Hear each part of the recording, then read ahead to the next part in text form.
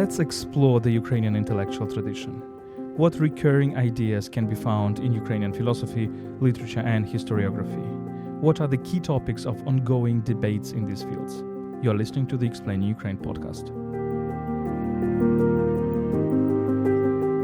My name is Volodymyr Yermolenko. I'm a Ukrainian philosopher and the chief editor of UkraineWorld, as well as the president of PEN Ukraine. My co-author today is Tetyana Ogarkova, a Ukrainian literary scholar and author of the French-language podcast La Guerre by the Ukraine Crisis Media Center.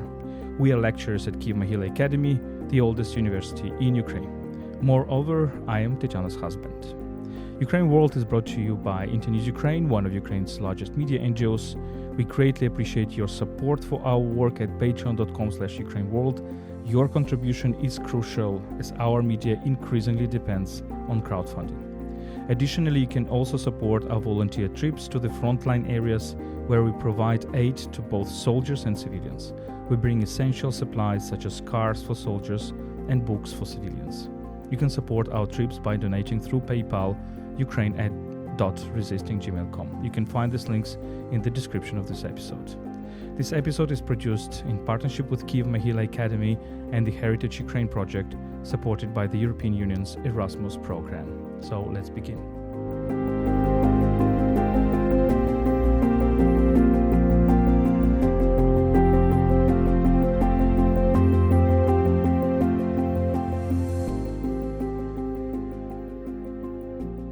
Volodymyr. So today we'll be talking about Ukrainian intellectual tradition. We will talk not only about philosophy, not only about Ukrainian philosophy, but also about intellectual thought of many centuries. Let's start maybe from the 19th century. We are frequently told that Ukrainian nation is founded by our famous poet Taras Shevchenko. But Ukrainian intellectual tradition is somehow less known. So maybe let's start discussing the fundamentals. What do we know of the fundamentals of this tradition? When does it start, really? So it certainly doesn't start in the 19th century. It certainly doesn't start in the 20th century. We can trace the origins back at least to the period after the Christianization of Kyiv, Christianization of Rus. That means that the 9th century, the medieval times. And it's very interesting how this intellectual tradition, of course, mostly the sacred texts, the religious texts, but we can also talk about the legal text, the so-called Ruska Pravda, the justice of Rus, which is a very interesting set of laws which connects, for example, the laws in this geography with, for example, the Byzantine law and with the Roman law. So it's another story. We had, of course, lots of religious books, religious discourses, then a very interesting polemical literature during the Baroque times when the intellectuals on these lands started kind of their polemics with mostly Catholic theology, but in Latin or sometimes in Polish. So it's a very, very interesting story that we might call the pre-modern Ukrainian or proto-Ukrainian intellectual discourse, and this is a big story to write about it and to understand what kind of elements did it contain.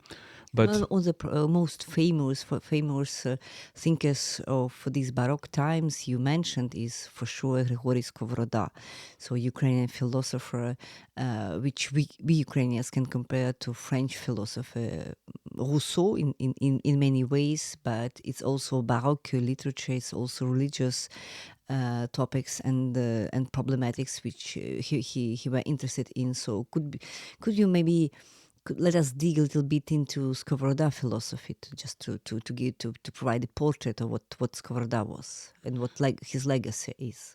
So interesting that you mentioned Skovroda, because you previously mentioned Taras Shevchenko, and I think these two people can be considered as big poles of the way how Ukrainians understand freedom, because Skovroda is about freedom as reconciliation with yourself, looking for your own nature and implementing the virtues and the values of your own personal nature in your life. So it's a question of equilibrium, a question of harmony.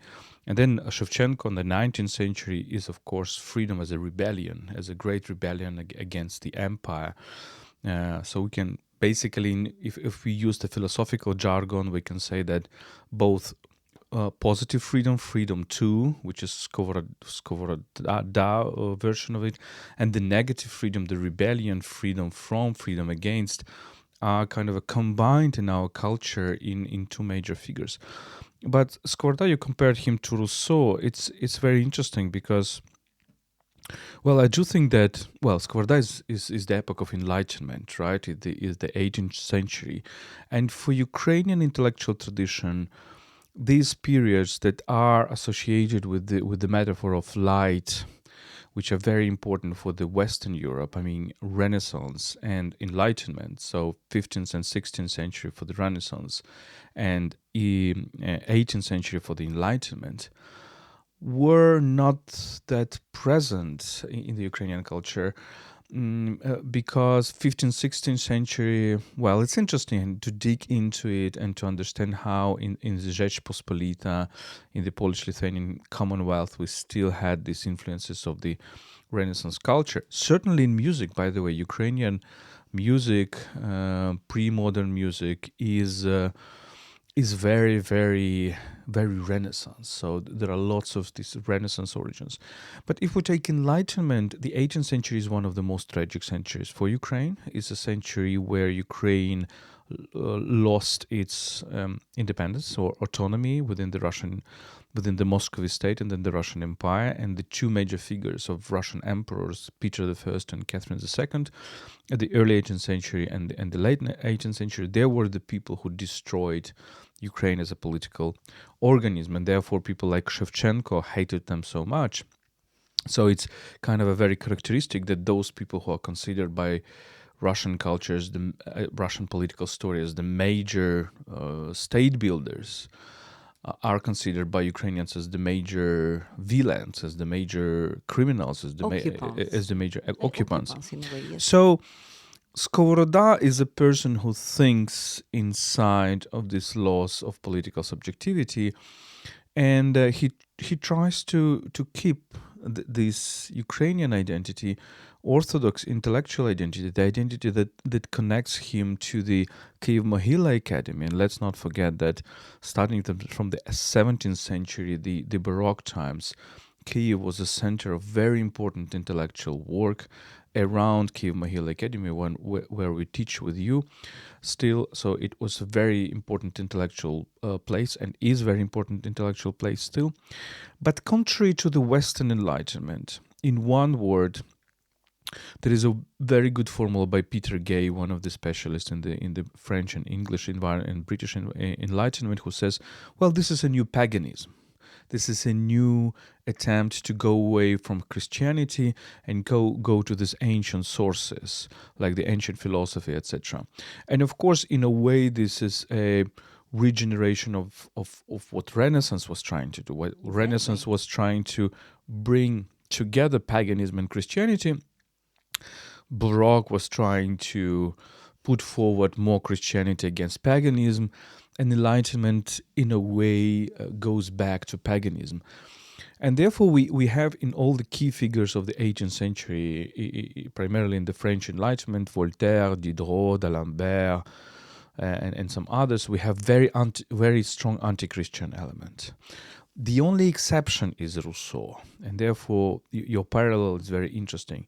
Rousseau was trying to combine the Christian values and the ancient Greek and Roman values, and this is what Skovoroda was also doing, with other things in mind, but with the idea that you can actually combine these huge two worlds, the pagan Greek and Roman wisdom.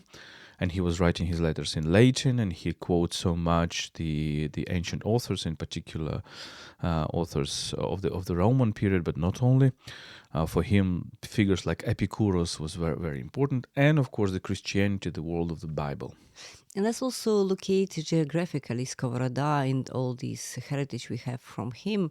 So Skovoroda, this is a thinker from Slobozhanщина, what we call Slobozhanщina. There's also eastern Ukraine, so now it's Kharkiv region. We've been with you to the village where there's a museum named after Skovoroda in Skovorodinivka, so it's a village pretty close to the Russian border. So the Ukrainian geography of the time is not only Kyiv and Western Ukraine, it's specifically also this Eastern Ukraine now. So this is also important to take into consideration because there are a lot of debates about, we don't know that Russians, they try to include Skovoroda into their own pantheon, so trying to make of him kind of Russian thinker. So it's also a language issue because Skovoroda was writing in an ancient language, Slavonic language, so it could belong to both. So and this is and we do know that the museum of Skovoroda was destroyed by Russian missile back in 2022. So and many Ukrainians, we've been there with you to this place, and we had all these testimonies from people, local people, who were saying that there were no military objects at the time. So it's like like a pure aggression against the cultural thing, cultural heritage. So this is also important for this debate. And we mentioned Shevchenko. So Ukrainian identity, Ukrainian intellectual tradition, it is coming from the central Ukraine, it's coming from eastern Ukraine, as well as it's coming from the western Ukraine. So let's keep that in mind. And you mentioned Catholics against Orthodox thought, it's also important. So this Renaissance moment for Skovoroda, I think this is crucial because, yes, indeed, what he does in his texts, he's trying to link in a way this Christian wisdom, but also come back to some paganism, and this is very particular in this Baroque moment in the Ukrainian culture. Well, definitely Skovoroda is extremely kind of present today. He speaks the language, which of course is not very easy to understand. I mean, the conceptual language, not the written language. I mean, it's much more difficult to read Skovoroda than Rousseau, for example, or even Kant. So Kant is of course very complicated, but these are the same period, right? So it's pretty easy, yeah. So they're almost the same period with Kant, for example. So it's much more close to the Baroque philosophy or to the medieval philosophy. There is much more these references to the text that a modern figure, a modern educated person doesn't necessarily know. But if you look deep into his philosophy, you understand that it is so much connected with the ancient wisdom, and at the same time with what we are talking today. It's remarkable how, for example, we have on this podcast the discussion with Timothy Snyder around his book on freedom, several discussions actually in Kyiv and in Kharkiv and again in Kyiv.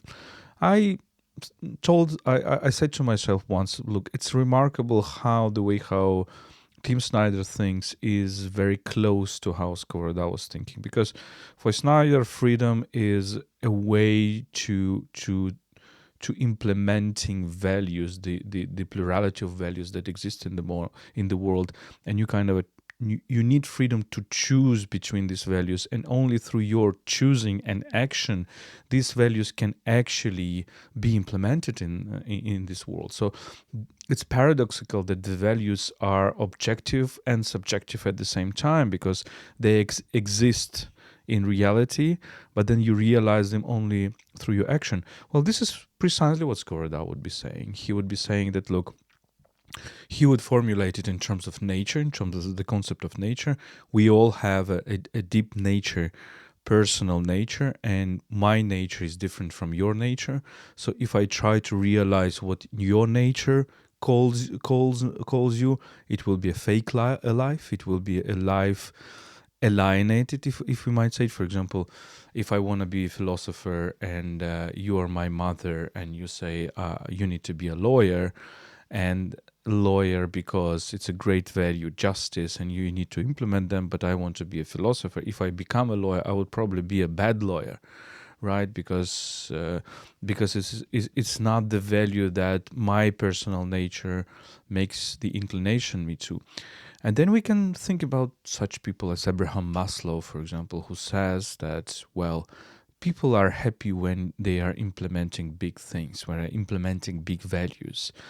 And for example, a lawyer is happy when he or she becomes a lawyer because he or she wants to implement some values, and not because being a lawyer brings you a lot of money. So it's interesting how how Skovoroda is actually And very, there very is important also today. this important concept Skovoroda takes about srodna praca. So the This is activity, exactly what I mean. Yeah. yes, this activity, what you do, which comes directly from your heart and from your nature. So you are born with something you are born to. So this is something, and it presumes that there are different human natures possible. Of course, So it's not srodna praca this is only. about harmony. This is about what you are born to do, and this is about the mission. So you see somebody's way in life, like a mission accomplished. And So. of course, and of course, this concept of srodnist, it's not only about praca, but about some other things. It, of course, is the same race into priroda, which is nature. But And the it's found- not given to you from the very beginning. You need to go to this. You need to search it.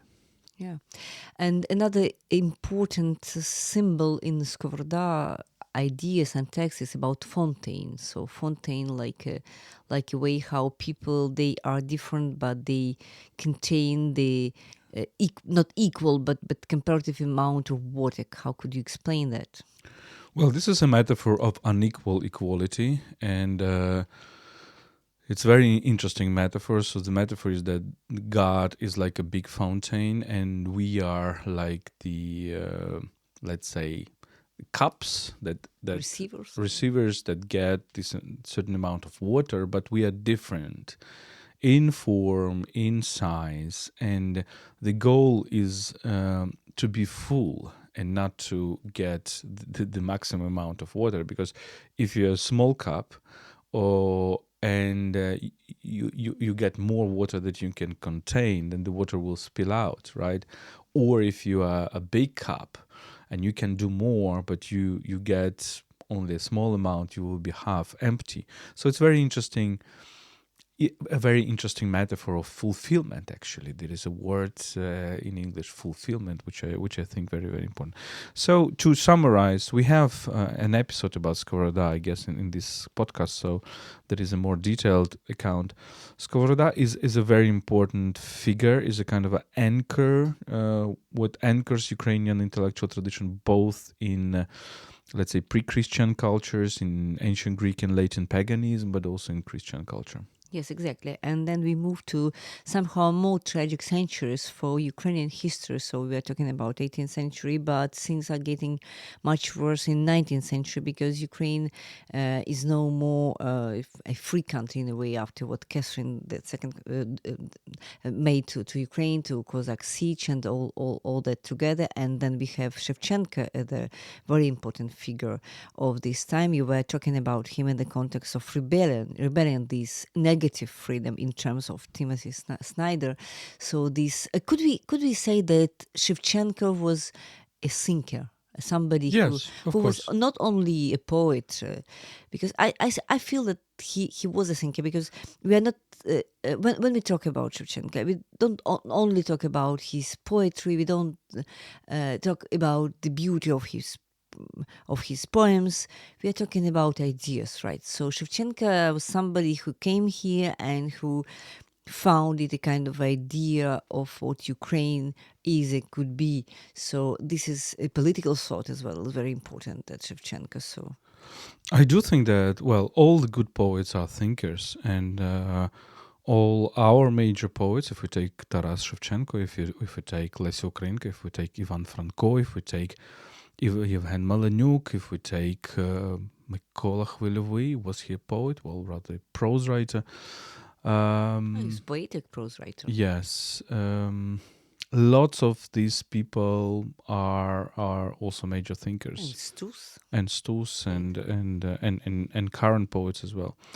So I think what Shevchenko, well, let's remind to our listeners that Taras Shevchenko, he had a short life, 47 years old, and out of this 47 years old, it's only about 10 years, if I'm not mistaken, or 11, he was genuinely free because he was born as a serf. Then he was freed from the serfdom in 1840. 47 in 1837, and then he joined the probably Cyril and Methodius Brotherhood, which was kind of a community of pro-Ukrainian thinkers, and then he was arrested and sent to the army, which is another form of slavery at the Russian Empire at the time, and he spent 10 years there. And he was in Ukraine. And when he came back, he stayed in St. Petersburg without permission to come back to Ukraine. So we can say that he was really free maybe for 12 years out of his life. So yeah, and during this extremely short period, so in modern terms, in contemporary terms, it's extremely short life, right? So what can you do in 10 years? He still became a symbol of so many things for Ukrainian character, for Ukrainian soul, and for Ukrainian literature as well, right? So talking about Shevchenko as a thinker, I think that first is what kind of poetry he was making. He was, I would say, making a poetry of fire and earth. Let's say if you're thinking these terms of, and of blood as well. No, I mean the elements. Which elements? It's certainly not the elements in ancient Greek sense of the word. Like, so it's certainly not a poet of water. It's certainly not a poet of air. It's a poet of earth, because it's very important for him, all these metaphors of roots and be on your earth and be on your land, and of course fire, the rebellion and very, very big thing. So you cannot really compare him with, well, people are saying about romanticism, but it's certainly not the romanticism like Byron, or not the romanticism like Chateaubriand, or not the romanticism as Novalis, or not the romanticism as Pushkin and Lermontov in Russia. So it's a completely different thing. Maybe it's closer to Polish romanticism, people like Adam Mickiewicz and some others, and Juliusz Slovatsky and some others, but still it's different. So it's a very peculiar thing, because it's remarkable that maybe, well, Shevchenko is still very alive in contemporary Ukraine. So he's still present in the discourse, and he's still very, very much modernized, and we're still quoting his poems all the time. So he's, in a way, goes beyond time.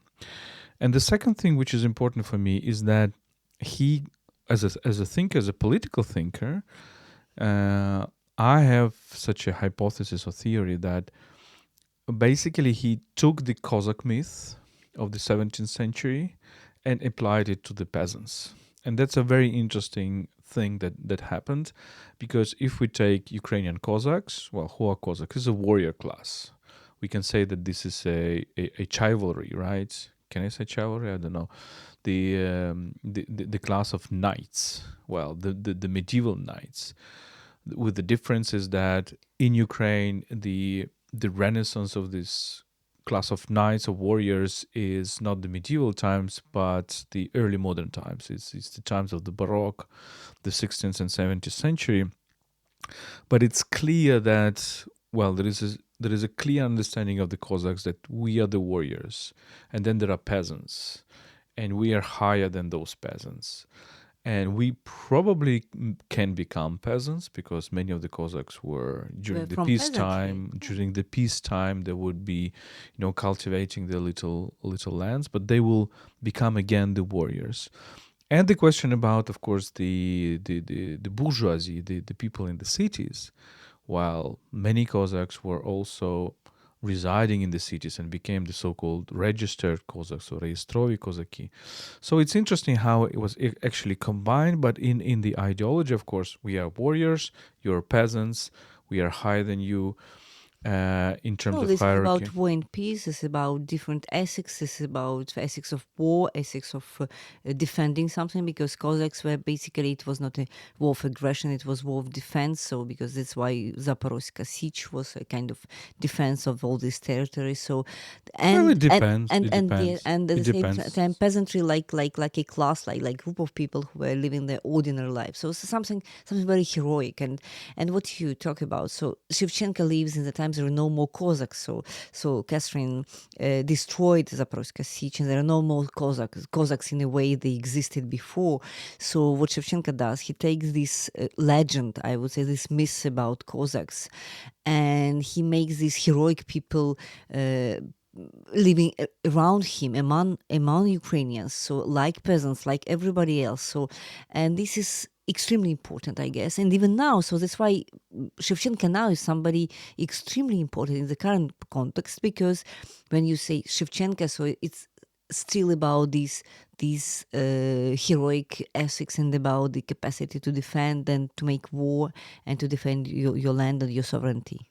Yes, exactly. And for example, in the Ukrainian traditions, there are thinkers more to the right wing, people like Dontsov and partially people like Malanyuk. I think Dontsov is much more acute on that. Is that with the statement that look, Ukraine has always been kind of this peasants' country, and he was very. It was a very pejorative for people like Dontsov. Dontsov is a 20th century, so let's say a Ukrainian nationalist philosopher, one can say right wing or even far right philosopher, but he was giving a certain diagnosis to the Ukrainian culture, which I mean, which are debatable, but which are partially true, saying that look, in the Ukrainian history, especially after what happened after this short independence of the 20th century, we were too weak. We were weak. We were the spirit of the warrior was not enough present. We were rather this nation of peasants, or as he said, Hrechkosi, or chliborobe, so the people who just cultivate their lands and grow the crops, and that's it. And this led to this reinvention of this Ukrainian warrior myth, which led to the Second World War, led to OUN-UPA and all the rest. So of course the very, very difficult phenomena, which are heroic for some and absolutely anti-heroic for the others. But we need to understand what were the origins of this. And Shevchenko and Dontsov also, of course, relates to Shevchenko and quotes him on many occasions as he's kind of a godfather. But I think Shevchenko was doing the completely opposite. He was taking the peasants and saying, look, you peasants, you are not just peasants. You are the heirs Yeah, of Cossacks, those warriors. Mhm. And yes, you have become serfs in the Russian Empire, but it's time to liberate yourself, and it's time to revive this glory. And of course, the word glory is a very important concept. So in a way, Shevchenko is a nation builder. Why? Because this class structure or estate structure of the 17th century, where the biggest division is not between nations but between different classes inside a nation, like aristocrats, warriors, I don't know, peasants, bourgeois, etc. Shevchenko tried to build it into the whole and say, look, there is no substantial difference between the peasants and the warriors. Yes, this is extremely important, but Shevchenko is extremely important for that century and even nowadays. But still, if we look at the 19th century, we'll see completely different figures on the Ukrainian intellectual thought. Let's take, for example, Dragomanov. So Shevchenko, yes, indeed, he tries to provide a new vision of what Ukrainian society is, but at the same time, we do know his life was, in many ways, it was miserable. As you mentioned, he was a serf, and he was in prison. So this period of liberty was only 10 years. Shevchenko was as far as possible from what one could call an aristocrat or any high class. And Drahomanov is a completely different approach, and Drahomanov is completely different vision of Ukraine. And Drahomanov is in a way contemporary of Shevchenko a little bit later. So, and he develops an extremely important political thought about Ukraine, which in a way is important even now, because when we talk about such topics as decentralization, which was one of the keys to Ukrainian resistance back in 2022, when every region defended itself when facing this Russian aggression. So Drahomanov is somebody who has a very coherent, right, fundamentally coherent political thought about governance, about the country, about political ideas. So in which way, in your opinion, Mikhailo Drahomanov, who was in relation to Lesia Ukrainka, I will discuss later, is important for this Ukrainian intellectual tradition? Let me first mention two other names which are important to understand Drahomanov, and they are friends of Shevchenko. One is called Mykola Kostomarov, and another is called Panteleimon Kulish. Why these names are important? Because Kostomarov was one of the first historians and of Ukraine. Not the first, of course, because we had the whole playad of, Cossack chronicles, which is a very interesting topic. And Kostomarov was writing kind of a historiography of the Ukrainian people. The book, which is called The Books of Genesis of the Ukrainian People, and that's very interesting, the Books of Genesis, he literally brings this history to the creation of Earth, etc. This is the way how the Romantic philosophers of the 19th century were writing the histories, right? But Kulish introduces another element, and I would call it, it's one of the key, let's say, debates in the Ukrainian intellectual history is how far should we go with our egalitarianism? Okay, so when Ukrainians were thinking about themselves, comparing primarily to the Poles and to the Muscovites, to the Russians, and of course looking sometimes to the Turks and to the Krimlit Crimean Tatars, and Kostomarov also compares to the Germans and to the Romance cultures, etc. But of course the Poles and Russians are the key poles.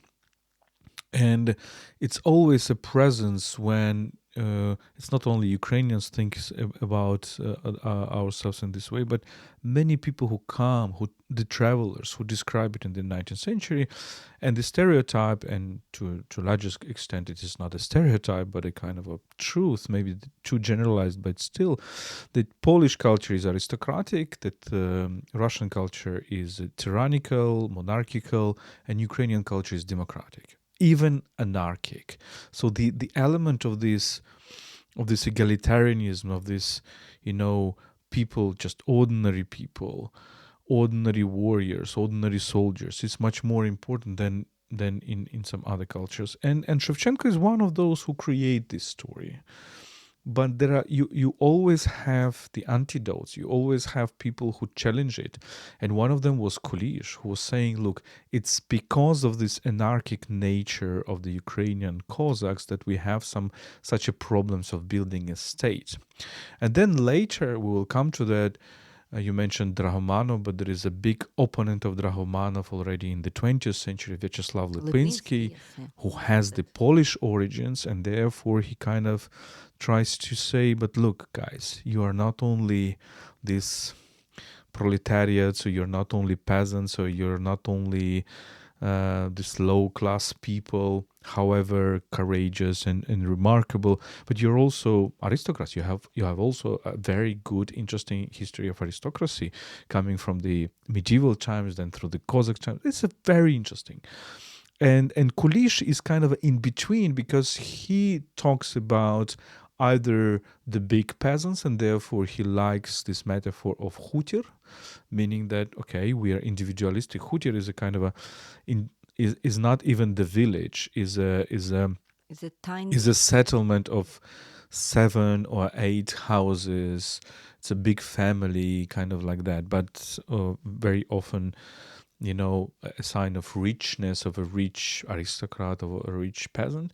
And then, of course, the It's bourgeoisie. like a private hermitage. Yes. So you can describe Hutir like a private hermitage of a kind of a noble family or noble couple, and they live just in retreating from the world, and they just the same thing. Yeah, as Ukraine has a lot of land, and if it is secure, which was not the case in our history, so you can actually imagine that people are increasingly living in these hutirs. Even now we have this trend going away from the cities and people living in the countryside, but they are not peasants really. Yeah, they are probably upper middle class or middle class high-tech professionals who are going to the cities or somewhere. So Kulish is important, and then comes Drahomanov, because Drahomanov is a scientist. So we have this pole, and it's another two poles of the Ukrainian intellectual tradition, which is a literary, poetic pole, but there is also a strong scientific pole. And both Kulish and Kostomarov and Drahomanov and Franco and many others were also scientists. So Kulish was also writing fiction. Drahomanov was not writing fiction. Ahatanghil Krymsky, a great our thinker of the Crimean Tatar origins, was writing fiction. Hnat Khotkevich, who is a great specialist in, musical traditions and whatever, coming from the Kharkiv region to Halichina, was writing both scientific ethnographic works and fiction. So it's always this combination. But Drahomanov was a scientist, and this is a very interesting and important thing, that in Ukrainian 19th century canon, you have not only these emotional figures of fire like Shevchenko, but you also have very rational essayists, article writers, historians like Drahomanov. And coming back to your question, yes, the key concept of him is the concept of hromada, which means a local community. And from the local community, he sees the origins of politics. So the origins of politics for him is not a big occupier, a big tyrant who organizes the army and conquers all the others. It's a small, maybe hutir or village that goes in partnership with other villages. Then they form a kind of a state, and then they form the community of states, etc. And he had this vision of the federation of states, confederation of republics, which was not, of course, his original idea, because the European Romanticism was all in these fantasies, which brought in the 20th century the European Union. Yes, exactly. And Drahomanov, let's not forget about his destiny, which was a tragic one as well, because he had to leave Ukraine quite early after Emsky Ukaz.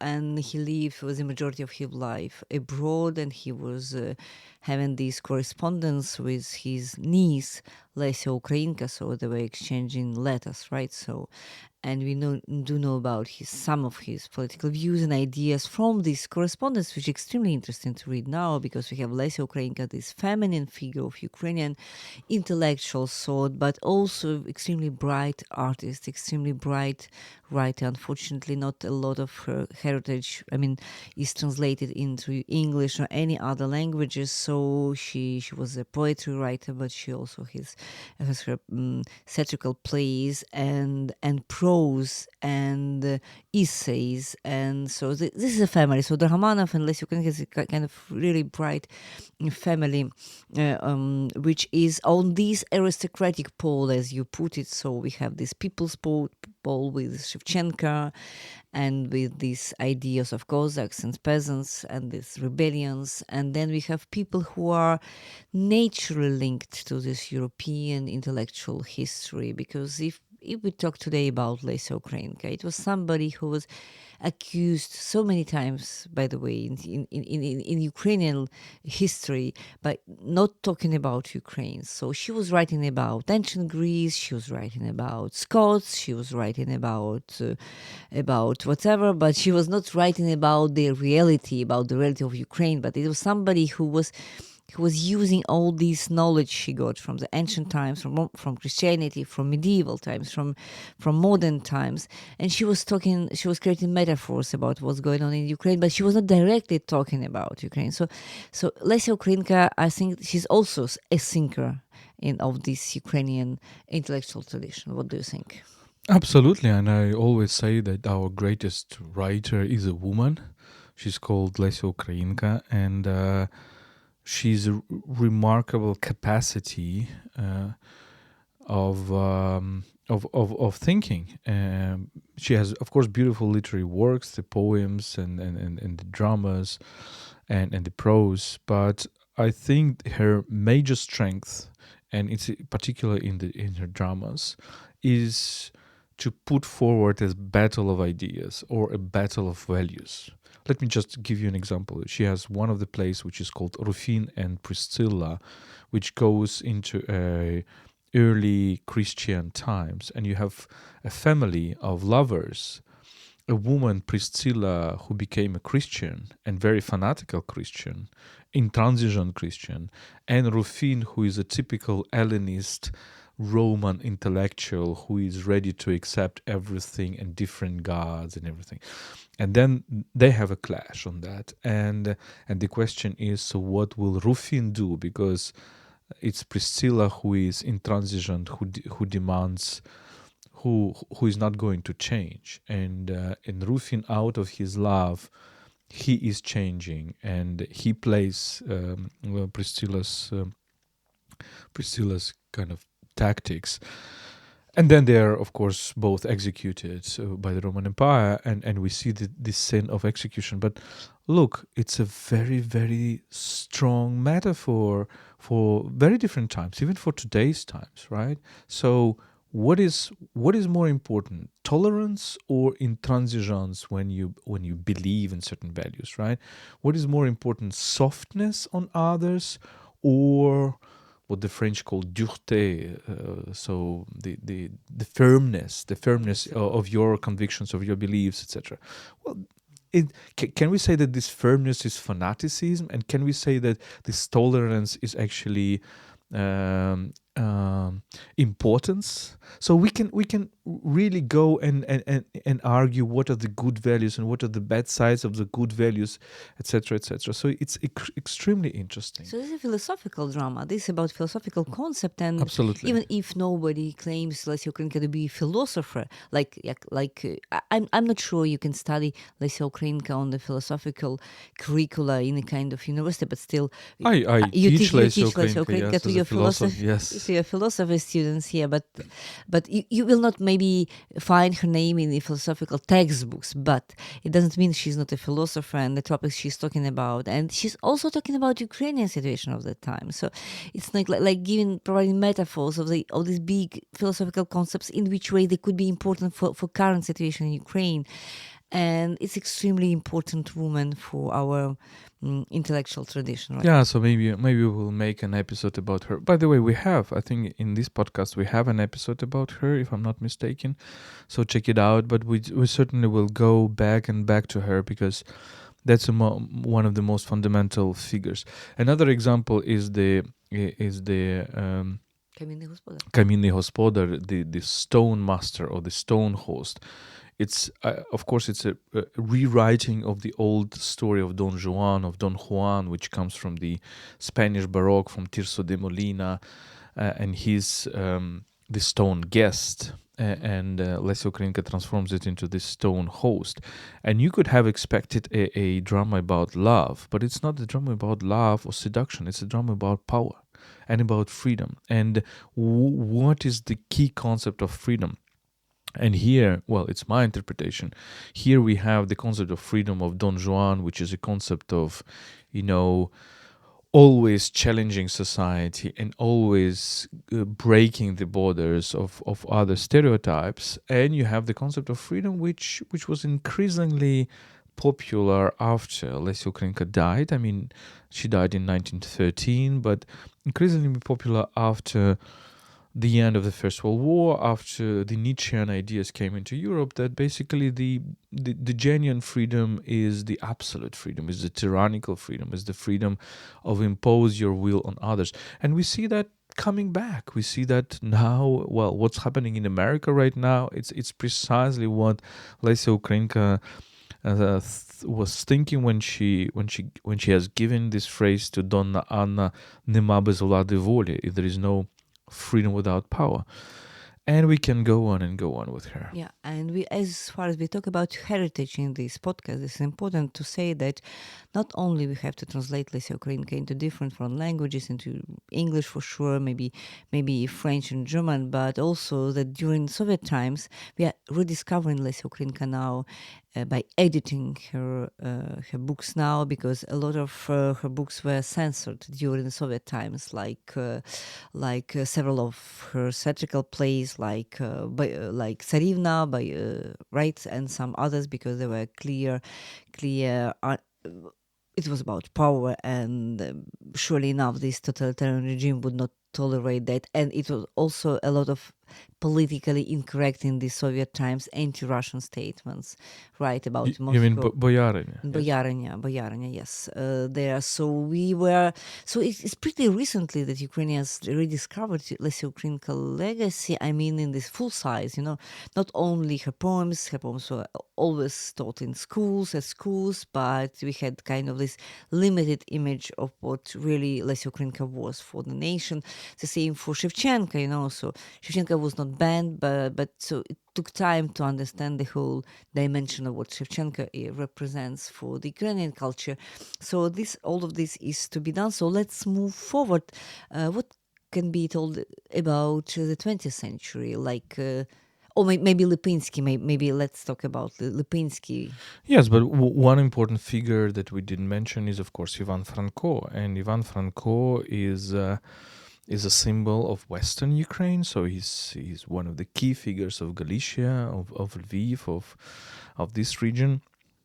But I think he's also extremely important for the whole Ukraine. First, because he was one of those who started developing this Ukrainian identity, because it was not that obvious that, for example, the Orthodox Rusyns or Ruthenians were thinking about themselves as somebody distinct from the Russians. And when in Ukraine under the Russian Empire, people like Drahomanov started saying, no, we are not Russians, we are different, we're Ukrainians, because we have this bottom-up political tradition and not tyrannical tradition. And then when he was expelled from the Russian Empire, and when Ukrainian language was prohibited in the Russian Empire, well, many of these intellectuals of the Nadnepranщина, what we call, and Slobozhanщина, so means the Ukraine around Kyiv or Ukraine around Kharkiv, were going to Galicia and were publishing their works in Lviv and in other cities. Galicia, for our listeners, was a province of the Habsburg monarchy at the time and Habsburg Empire at the time. And it's very interesting story, and there are good specialists who will tell this story, is how the Ukrainian national identity, the Ruthenian national identity, was developing under the influence of those people who came from Ukraine in the Russian Empire. And at a certain moment, Franko was one of the leaders of this generation. He was also a remarkable combination of being a scientist and being a fiction writer. And I think a political thinker. So, and I think this is very interesting for this period of time, because there was a feeling that we need to feel as many void points, empty spaces as possible. And for me, for example, Franko was very, very young when he translated Goethe and Goethe's Faust. I think he started translating it when he was 18 and finished the first part when he was 24 or something. He spoke perfect languages, like he defended his thesis in Vienna in German. So these were the highly educated people. But I would quote only one text by Ivan Franko. This is Moisei, the Moses. And here you see also this trend, also close to Lesia Ukrainka. Well, why we think about ourselves through the big topics of the world culture. we did mention with Kotlяревsky and his Aeneid.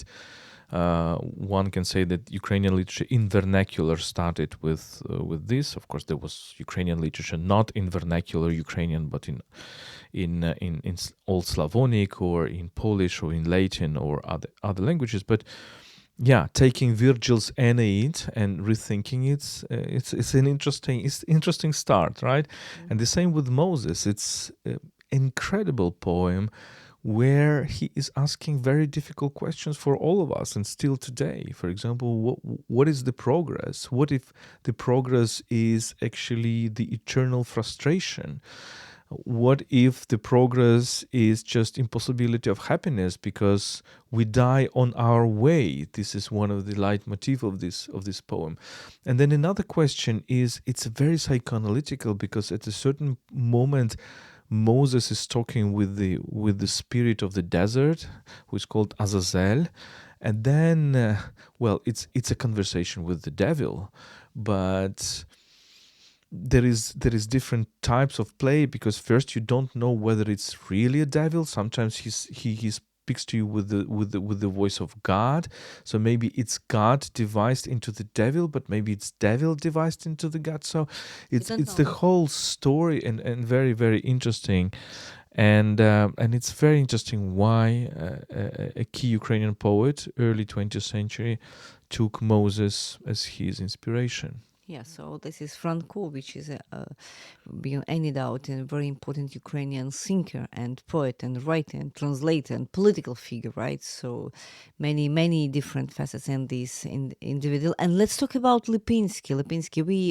you already told about that there is a kind of opposition between this aristocratic Pole, and on the other hand you have people's Pole, and Lipinski is somebody with this Polish culture coming to this Ukrainian culture, and he sees that he advocates the necessity of elite, of aristocratic governance, and as of being something important at this time, right?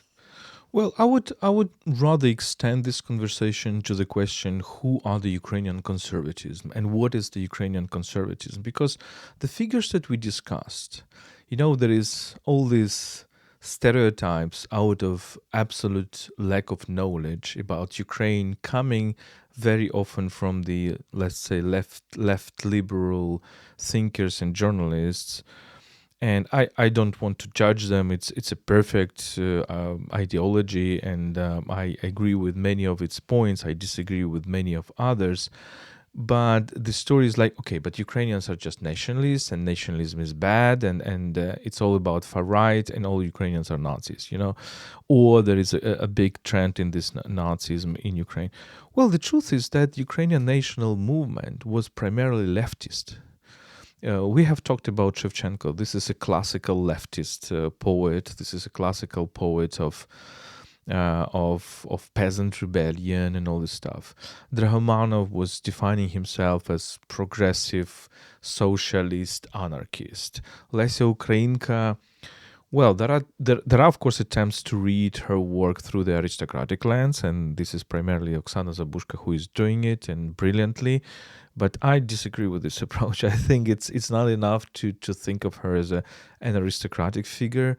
Definitely she is, but there is a lot of also element of this leftism and of this socialism. Yeah, she was a niece of Drahomanov, who is yes, clearly on that side. So it's very difficult to kind of to differentiate. And then our listeners need to understand that when we had our revolution, national revolution in 1917, and we had our first the proclamation of autonomy within the Russian Empire, and then after the Bolshevik coup d'etat, the proclamation of independence, and then Ukraine became at the center of different warfare, because there was still First World War going on, and the Germans came in 1918. There were problems with Ukrainians and Poles, and Ukrainian Western Republic declared its independence, and Poles started the war against it. there were, of course, Russians, but Russians of different types. There were Red Russians, Bolsheviks. There were White Russians, meaning the Tsarists forces, or pro-Tsarism or pro-imperial forces. And there were lots of what we call Otamanshina in Ukraine. That means little anarchic warlords who were, heading their little armies. The most famous, of course, is Makhno, but he was not the only one. So in this total mess, there is a government, UNR, Ukrainian People's Republic, who is socialist mostly and leftist, and who is unable to put all these things together, who is unable to create the army, who is unable to defend itself. And then, as a reaction to this, we have two different trends. The first trend is, let's say, the monarchical aristocratic trend. And here comes with the rule of Hetman Skoropadsky, very brief rule, it was basically a vassal state of Germany in 1918. It was still a possibility that Germany and in Austria will win this war, the First World War, at least on the Eastern Front, and it's only the intervention of the Americans that prevented it. And then you have this philosophy. The major philosopher of Skoropadsky was Lipinski. Lipinski was ethnic Pole who turned into being Ukrainian, and of course his thinking was well before Skoropadsky, but I think there are elements that need to be put together. Who was basically thinking in terms of, okay, we cannot build a class state. We should not think in terms of classes like leftist people think or socialists think.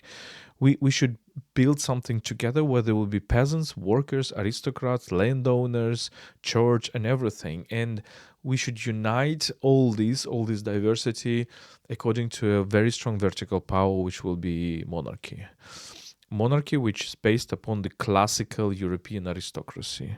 And I do think that it's a very strange combination how you combine monarchy and democracy, because it was the way to think about democracy and plurality, how we combine all these classes together. The socialists were saying, well, even Ukrainian socialists were majorly saying, we want proletariat, we want peasants, we don't want bourgeois, we don't want aristocrats. And that was a huge mistake of the socialists of the time. And there is another wing in the Ukrainian conservative thinking, which comes after the defeat of all this project, not only of UNR, but also of Skoropadsky and Hetmanate. And basically, Ukraine loses its independence. The Western Ukraine belongs to Poland. The Central and Eastern Ukraine now belongs to Soviet Russia and enters as a Ukrainian Socialist Soviet Republic into the Soviet Union in 1922. And then you have this kind of cultural renaissance and the Lenin's version of self-determination of people. But then after it's crushed under Stalin, starting from 1929, 1930, there is this trend of thinkers who are saying, well, it's all because we were too soft. It's all because we were too leftist. It's all because we are too socialists. And then you have thinkers like Dontsov and Malanyuk. Out of these two, I prefer Malanyuk. He's very, very sophisticated, very interesting, a good poet, interesting thinker.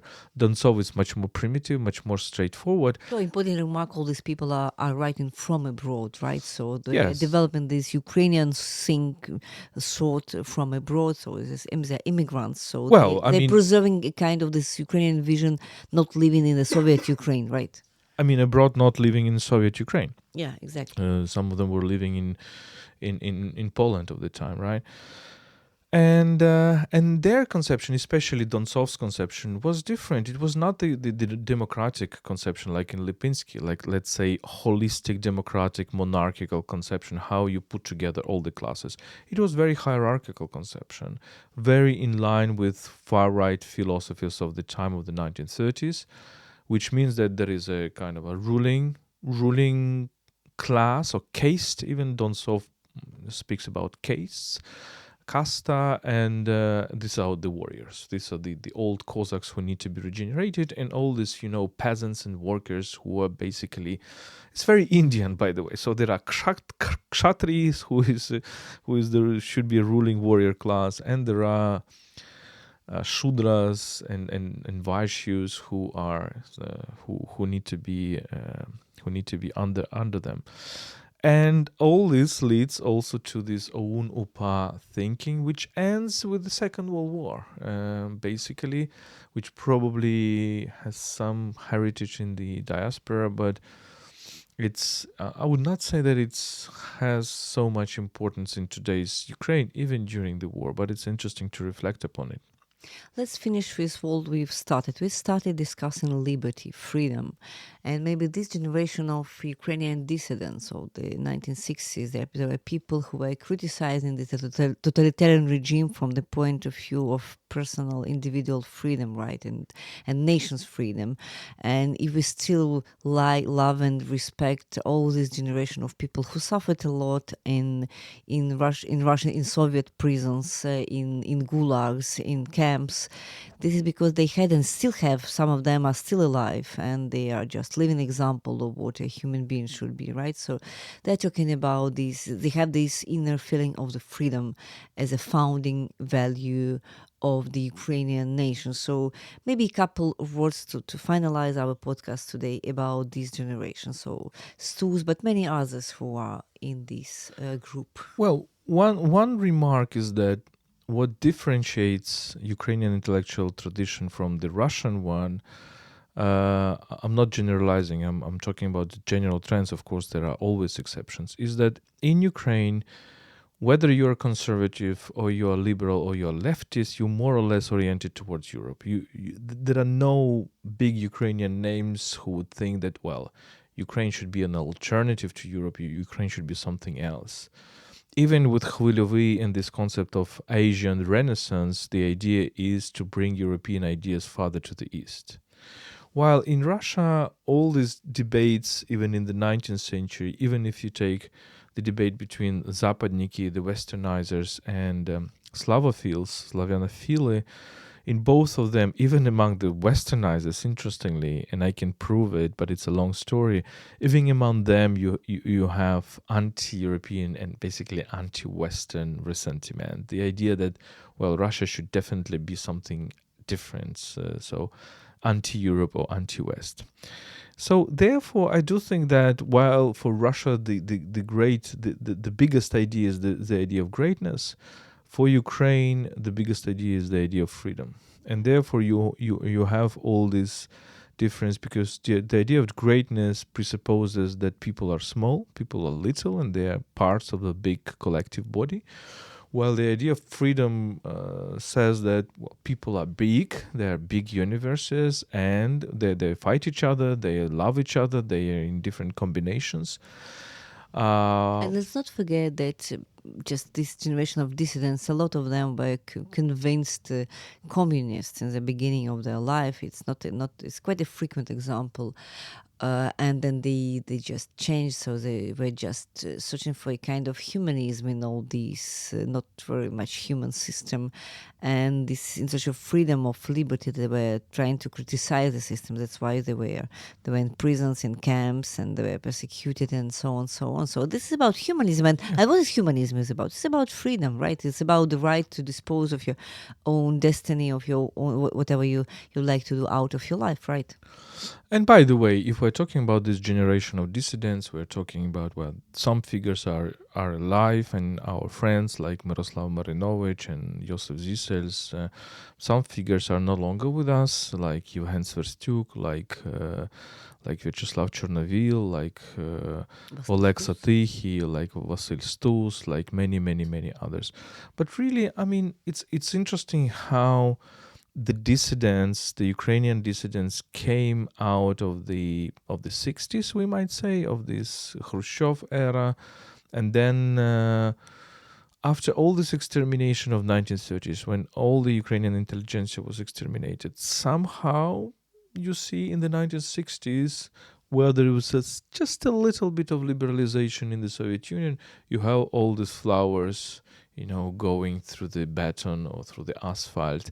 And then the war exterminated themselves in late 60s and early 70s.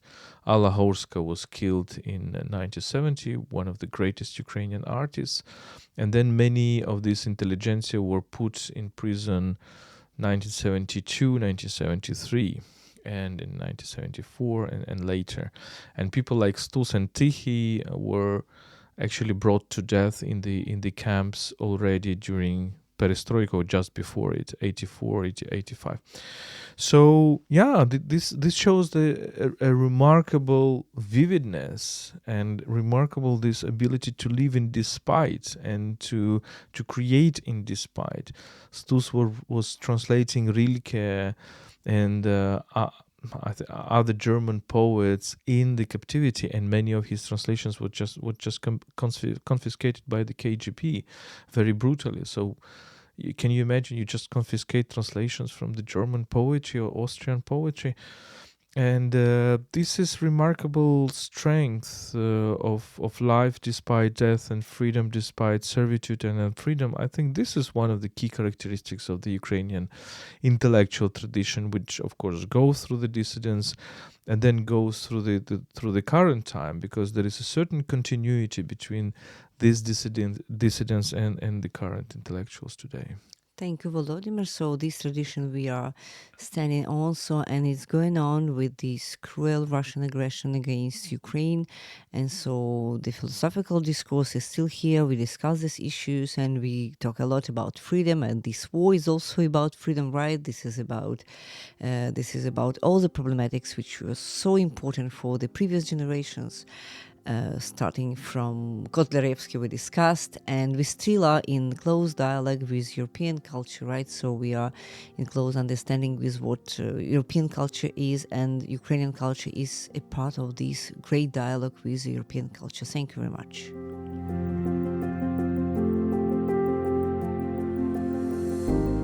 This was a podcast Explain Ukraine by UkraineWorld, a multilingual media outlet about Ukraine.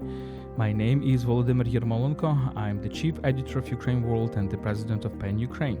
My co-author today was Tetyana Ogarkova, a Ukrainian literary scholar and author of the French language podcast L'Ukraine face à la guerre by the Ukraine Crisis Media Center. We are lecturers at Kyiv-Mohyla Academy, the oldest university in Ukraine.